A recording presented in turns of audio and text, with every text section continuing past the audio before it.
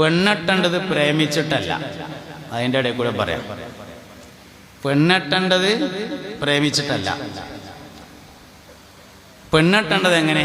പെണ്ണെട്ടേണ്ടത് സമയമാവുമ്പോൾ മാതാപിതാക്കൾ അന്വേഷിച്ച് കണ്ടെത്തുന്നത്. ഇഷ്ടമുണ്ടെങ്കിൽ കെട്ടിയാൽ മതി, അത് വേറെ കാര്യം. ഇഷ്ടമില്ലാത്തത് കെട്ടുമൊന്നും വേണ്ട. പക്ഷെ കണ്ടെത്തുന്നത് മാതാപിതാക്കളാണ്. എന്താ കാര്യം? അങ്ങനെ കണ്ടെത്താൻ കഴിയുള്ളൂ എന്നുള്ളതാണ്. കാരണം വിവാഹപ്രായമാകുമ്പോൾ പുരുഷന് ചില ദൗർബല്യങ്ങൾ ഉണ്ടായിരിക്കും. അതോ അവൻ്റെ വാപ്പാക്കും മക്കും ഉണ്ടാവില്ല ആ ദൗർബല്യം. അതുകൊണ്ട് കണ്ടെത്താൻ കഴിയുന്നത് അവർക്കാണ്.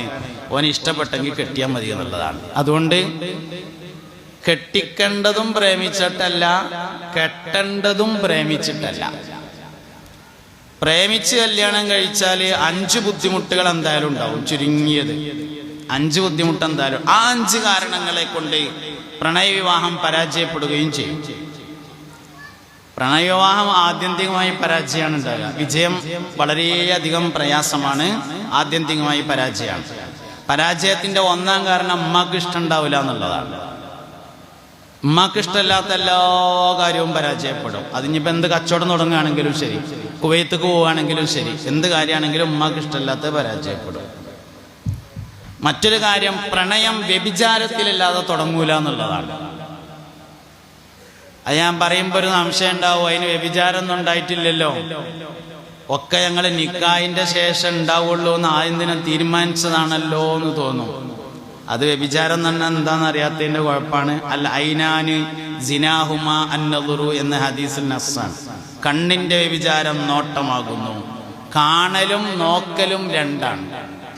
കാണൽ വ്യഭിചാരമല്ല, അതേസമയത്ത് നോക്കൽ വ്യഭിചാരമാണ്.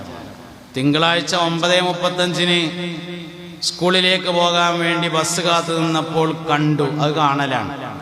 ചൊവ്വാഴ്ച വീണ്ടും 9:35 സ്കൂളിലേക്ക് പോകാൻ ബസ് കാത്തു നിന്നപ്പോൾ കണ്ടു, അതും കാണലാണ്. ബുധനാഴ്ച വീണ്ടും 9:35 സ്കൂളിലേക്ക് പോകാൻ വേണ്ടി ബസ് കാത്തു നിന്നപ്പോൾ കണ്ടു, അതും കാണലാണ്. വ്യാഴാഴ്ച കാണാൻ വേണ്ടി ബസ് കാത്തു നിന്നാൽ നോക്കലായി. അൽ ഐനാനി സിനാഹുമ അന്നദുറു. കണ്ണിന്റെ വ്യഭിചാരം നോട്ടമാണ്. നേത്ര വ്യഭിചാരത്തിൽ നിന്നല്ലാതെ പ്രണയം ആരംഭിക്കുകയില്ല. ഹറാമിൽ തുടങ്ങിയത് നരകത്തിലല്ലാതെ അവസാനിക്കുകയില്ല. അതിനാൽ പ്രണയവിവാഹം പരാജയപ്പെടും. കല്യാണം കഴിക്കേണ്ടത് പ്രേമിച്ചിട്ടല്ല. അതാണ് സംഗതി.